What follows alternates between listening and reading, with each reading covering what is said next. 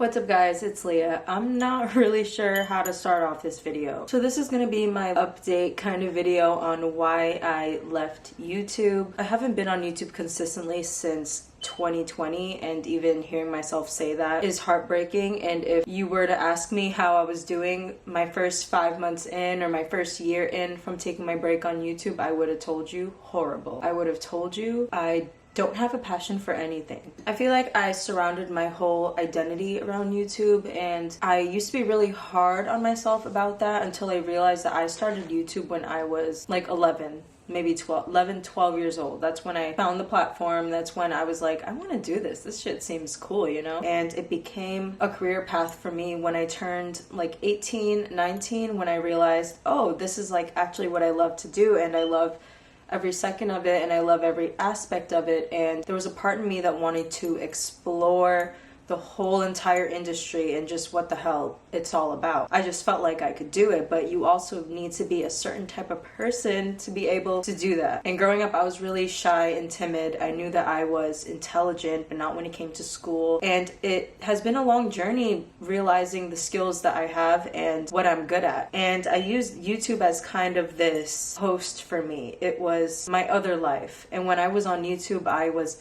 nothing like how I was in real life. Now being an adult and seeing that, I just wish that I owned that part was me and I wasn't ashamed of it in a way or embarrassed in any way. But that's also because at the time it wasn't like a conventional thing for people. And when you're passionate about someone, you kind of glow with a different light, and that can be destructive to some people. I've noticed that in my family, I'm looked at differently just because I do this unconventional job, and I'm in this job that really isn't understood and it's new. When I don't really seem sure and confident in it, then others won't either. I also just feel like I should have kept YouTube to myself. I should have just made it about me, and I shouldn't have involved others so much. This whole social media world, I knew that it was something that only I understood, and I understood where it could take me. I understood where it could lead me. And when you're a person who's trying to break like generational traumas, you are going to always try to put your best foot forward. This video is literally going to be all over the place. I should have written an outline or something. I just basically quit YouTube because of my own self-sadness and confusion, and me putting myself through my own midlife crises. There were some really ugly things that were happening in my life that I quite didn't know how to explain to YouTube because they were very much things that I just wanted to keep in my real life. YouTube has always been my dream life, place that I go to when things just don't feel right at all. YouTube is my other home. Shit started to pile up in real life that I let affect my love for YouTube and my love for almost everything. By the way, when you're watching this, it's literally my birthday. That's why I'm trying to film this video, because my birthday is on Monday. I'm filming this on Saturday. It's been really heartbreaking to me to look at my channel and not be able to see all the memories that I've made, see everything that I've been through. There was once a point where I was vulnerable on YouTube, but I think it was like that teenage vulnerability where shit was real, but it wasn't. Like it was a fantasy land. And as an adult, you just really stop living in your fantasy land. You stop yearning to go there because you're like, there's no time, there's no space for that. So that's just exactly why I fell off with YouTube. I just started to become very unconfident in myself. When I'm going through shit, I realize I can become avoidant, and I brought that avoidance to YouTube. It's honestly the biggest thing that breaks my heart. A lot of things have broken my heart in the last 2 years, but me losing touch with you guys and YouTube, it just completely changed me. Every single Sunday since I haven't been uploading, there's not a thought in my head that hasn't said film something and upload it. But when I'm going through things in my life, it can make me feel so depressed to a point where I just want to zip it. I just feel scared to even let anybody know what's going on. And I'm now trying to figure out where that fear comes from. So that's why I'm trying to be vulnerable with you guys right now. Because since I am going to be 26 on Monday, I wish that I could properly see the last 3 years of my life on YouTube. My grandma, who is like my whole world, she lived right up the street from me. It felt like it was going to be life-changing, you know, when she goes. And I've just had this terrible feeling in my chest all year, last year coming into this year, that I wasn't gonna see her make it this year. I just always felt like she started to become really frail, developing dementia, and she wasn't seeing the people that loved her the most all the time. It was just like not even a handful of people. It's really sad to watch people's lives just change and watch them change, and It's hard to watch people have to change. It's really hard to watch the people you love have to change due to life, while also going through my own changes, my own identity issues. Everything for a while just felt like it was changing so fast. I just think stepping out of my fantasy world that I honestly spent 24/7 on, and I put every single ounce of me in. If I were to watch one of my videos from like 6-7 years ago, it's really not who I am now. I still have a lot of the same beliefs, but it's hard to be that like positive, uplifting person. It's hard to be the bigger person, basically. It's really easy to sit in your own shit and watch things get shittier. I don't know why it's so easy to do that, but it's also torturous at the same time, but it's really easy to do. And even though I was remembering a life that I used to love, that I didn't even realize I loved, I was remembering that life, and I was remembering how I felt about it. The thought of that wasn't enough for me to get through my own shit and start really pursuing my dreams and ignoring all the low vibrational shit. I realize I'm really not saying shit in this video, but I'm just trying to protect the identity of whoever has hurt me. I remember one of my first moments of, I don't know if this is for me, was, I think it was in the beginning of the pandemic. That March when they told everybody, yeah, we'll see you guys in a couple weeks. This is just, I literally dipped. In that time, since things had changed so fast, I stopped going to school. I stopped filming YouTube videos just because I felt very overwhelmed. I just felt myself going down. I stopped pursuing my bachelor's. I stopped doing YouTube. So we're living pandemic. Yeah, quickly after that, I got academic dismissal because all those classes that I wasn't attending during COVID, like online, like I really just should have went to my desk in my room, opened that damn computer, and I don't know what I was thinking. That's when I really started to be irresponsible when it came to my life. Something just shifted. I think it was due to all of the real life shit that I wasn't dealing with. Family, love, my own changes. I just wasn't dealing with anything, and I didn't want to deal with anything anymore, so that caused me to become really irresponsible. So academic dismissal, I was falling out of love with YouTube. My love life was shambles, family life was shambles. I started to pull my hair out. It became a really bad habit. This year, I got it under control, but the beginning of this year, I was also a mess. It's now under control where I don't do it as much. And I would do it in the middle of my head, but that was also because the whole Diva Curl scandal where they were just making everyone's scalps feel crazy. And when I'm in an anxious state, I realized that that was hard for me to show anybody, especially YouTube. Because I always felt like as an influencer, we are here to, influence and leave you feeling good. And I felt like nothing I was doing was leaving me feeling good, so why would it make you feel good? Even though you're really here to see my journey, just like how if I was watching somebody's vlog, I'm here to see their journey. I don't care how happy or sad they are. I just want to see them because I care about them. And I care to see what they're doing, and I care about their life. And I never treated myself that way. And I really wish I had sat with myself and practiced loving myself. I think YouTube is a great place for people who have a lot of individuality and for people whose minds aren't easily altered. And I felt like I was that person at one point. I always felt like I was good at adapting, but I realized I really am not, because when I graduated high school and I went to a new college, I didn't really try to make friends. I immediately got into a relationship instead of thinking about, hey, like, these are my prime years. Let me just pay attention to me and my goals. And my first relationship was beautiful for the most part, but I also felt like I was lessening myself, which meant that I was lessening my dreams. I think that I was handling it with poise, but I was also 17, 18, 19, So really what she thinks that she knew what she was doing, she doesn't even know what she thinks that she was doing. I don't really want to speak too personally on that because I'm not really into giving out information that has to do with somebody else's life. Otherwise, I would be name dropping so many people in this video. I really wish I was that kind of YouTuber. I think because of what I'm used to, that is kind of the person that I became, and I kind of just shut my mouth. I've always craved since I was a teenager just being that person that can like speak out unapologetically, like this is me, this is what it is, like, and I could say that, but then 5 minutes later, I'm gonna be like, oh my god, why did I just say all that? And it feels worth it until I just start to feel like that was a stupid move. Let's go back to the pulling out the hair part. I was just really anxious. I was really disassociative. I didn't know how to deal with my problems, and I think that's because when I was younger, I expressed I had anxiety and nothing was really done about it. I was about 15, so I think my vice became YouTube. As an adult, shit that you experience as a child will not go away unless you take care of it. I'll tell you that right now. If there's something you need to take care of, start taking care of it now. Write it down in the journal. It may hurt your heart, you may cry a bit, but that's you healing from it. Trigger warning, self-harm, but self-harm can come in many forms, whether it's physical or mental, and if those things aren't taken care of, if they're not nurtured, they can lead to a long road ahead, and they could also stay with you for the rest of your life. So I just feel like there were things that I was doing to distract myself from any kind of sadness or trauma, and I never really took care of it as an adult. But also during the pandemic, I became a real adult. You know what I mean? I think when I stepped into the pandemic, I was 22 or maybe 21. I don't remember. But I stepped out and I'm grown as hell. So I'm like, oh, and it makes me feel bad for almost every generation. I feel bad for the young people, the middle-aged people. I feel bad for our elders. We went through some crazy shit. And even my grandmother, during the pandemic, she wasn't getting the social interaction that she needed. And much like any of us, it really started to affect her, and I saw her go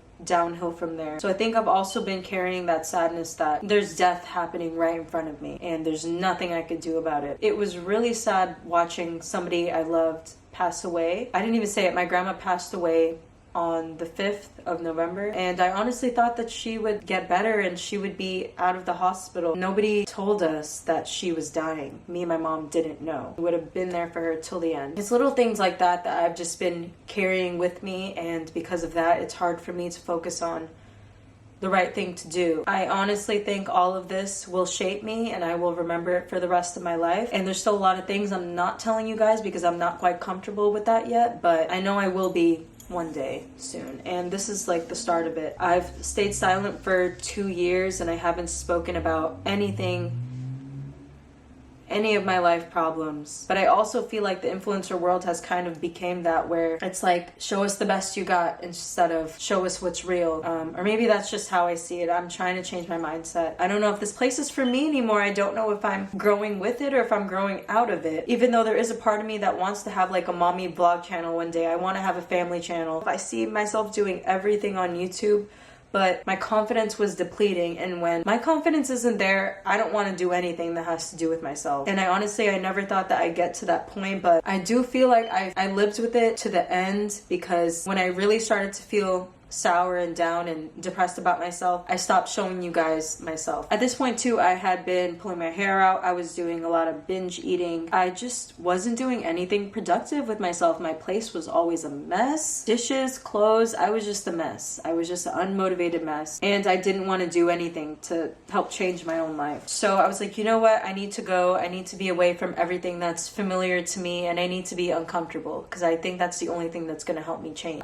So being in Florida, being alone, it helps me to develop like a routine for myself. Growing up, routines are always like the one thing that helps me stay connected to myself. Like, you guys saw how many morning and night routines I've made in my life. I fucking love them. I still live for them. But it got to a point where I didn't even have a routine. I knew I was down bad because I didn't even have that, and I wasn't even prioritizing that. And at that point, winter was coming, and I was really scared because I get really depressed in the winter unless I have something to focus on, and that's always been YouTube. It really does get me through the winter. Like, I need a distraction. So I shipped myself to Florida. There I started developing my routines. I started to exercise a lot. I became more confident in myself, in my body. I felt like I was finally taking care of something, and I didn't need someone to hold my hand. Like, I finally felt like I was leveling up in a way for myself, and it was really good there. I developed a lot of great habits. I left here with all my problems, and I thought I would be able to fix all of my problems there in that amount of time, and that's not how life works at all. I dead ass thought that it would fix everything, but I came back kind of still the same person that I was when I left, except with some healthier habits, which, you know, that's the plus here. That's life. I realized nothing comes very quick. It's all gradual, but I needed that loneliness there to also be appreciative for what I have here. Being out there also made me realize that my first love wasn't always YouTube. Like, I fell in love with cinematics and the camera and everything behind that. Production had such a one-track mind that it became everything, and I started to lose sight of other things that I love to do. One thing that I'm really proud of, though, and it's taught me so much about myself, is that I love to journal. I've always wanted to fill up a journal when I was young. When I stopped uploading on YouTube as much, I needed another vice, so I started to buy these journals and really just write whatever the hell I want in here. Like, things that I couldn't say on camera, just needed to let it out in some other way or I was gonna blow up. So I really feel like journaling has done so much for me. I want to find, this one's from 2020. On June 2nd, 2020, I wrote, "This will all make perfect sense one day." But no, it doesn't make sense. Any part of it doesn't make sense logically or emotionally. I used to think this, but now I think it's what you make sense of it, because not I think's the same. 2020 so far. Let's see what she said. 2020 feels different than the rest because I started it feeling more alone than usual. I set zero expectations for myself, which made it feel different. Of course, I dreamt and wrote down what I wanted to manifest, but I really just wanted to manifest feeling whole. This is the greatest awakening I've had. To be 22 and feeling like I actually have a chance is a very reassuring feeling. Loneliness depends on myself and how I perceive it. I had to go through feeling scared, hopeless, anxious, and out of my body. I did not know that I had been attracting negative energy, thus manifesting negative things. There's no reason to think that way, ... It's useless. My mind does wander and I need to feel secure in order to feel like I can go on with my day. All I know is that I am glad that I'm finding me. Being in a relationship can be very stifling if that person doesn't get it. T. But fuck depending on someone else for my well-being. Okay, I don't know how this became... See, like I would be... This is always the point where myself, I'm doing real well and then I start saying fuck this and fuck that, and then like I lose sight of what the hell I was talking about. Then I started getting into my spiritual shit. Like when the ego is about to be unmasked, it identifies the higher self. Okay, I'm not really sure how to conclude this video, but I just want to read this entry that I wrote. It's from October 1st, 2020. It was a full moon conversation because I used to love staring at the moon at some point. After a period of feeling foggy, I now know that positive change takes time. It can't be rushed in the same way that grieving works. It takes time to reflect, learn, and move on without carrying weight. I'm learning how to gather what I'm feeling and play the cards given. Hope is very important and it feels like a close friend. For this month, I want to manifest love for myself and what that genuinely means for me that can manifest into other aspects of my life. But I want to focus on me. My loved ones are beside me, teaching me how to resonate that love into what is important to me. I have no idea what life will give me next, but I have the inner strength to get through it with love, hope, and energy. I have a deep attachment to my past and I don't feel like I want to move on sometimes, but I feel like that is because I'm too used to being in distress. It is possible to be addicted to negativity. And then at the end of this journal, that's when I moved up here. So then I put a lot of memories in my book to remember that time. These are the first flowers that I had up here, and then the first receipt from grocery shopping from Trader Joe's. My first rainbow sticker that I put on all of the windows so I can have rainbows everywhere. I think this December will be 2 years since I've been up here, and I'm really happy to finally be getting out of that fog. And I honestly think my grandma passing recently is what's helping me to move on, because I'm not really worried anymore that she's hurting or that she's not herself and she has to live this way every day. I think I'm finally healing from that. I'm healing from a lot of situations. I did so much silent self-work to get here. It was kind of excruciating not being able to say anything but wanting to. But maybe I'm just seeking reassurance and hearing that I am loved through any phase that I'm in. I'm really just trying to form my dream life again, and I'm really ready to send it. I got to a point where I didn't even know if I had dreams anymore, but really I just needed to accept that I do have them. I didn't have any dreams was me feeling so low in my own self-confidence and my skills that I couldn't even picture them anymore. I'm finally realizing that this life, my life, is about me, and my dreams should be important to me and they shouldn't be changed for whatever reason. And I'm just ready to work on truly believing that about myself. Okay, I really feel like I haven't explained much in this video, but I'm gonna go edit it and see how it goes. I love you guys. Thank you if you have watched up to this point. It is my birthday and I'm just proud of myself for making this video that I've been scared to make for so long. Even though moments are still very hard, I'm going to try to take this as a special win and congratulate myself for even being vulnerable, because that shit is hard. What honestly has been the confirmation for me that I've been on the right track all this time is all of the love that I see you guys give to me on my social medias, on my old videos. To be able to receive that love just means something, and I don't want to take it for granted anymore. But if you watch this far, I love you, and I'll see you soon with a new video. I will. Bye guys.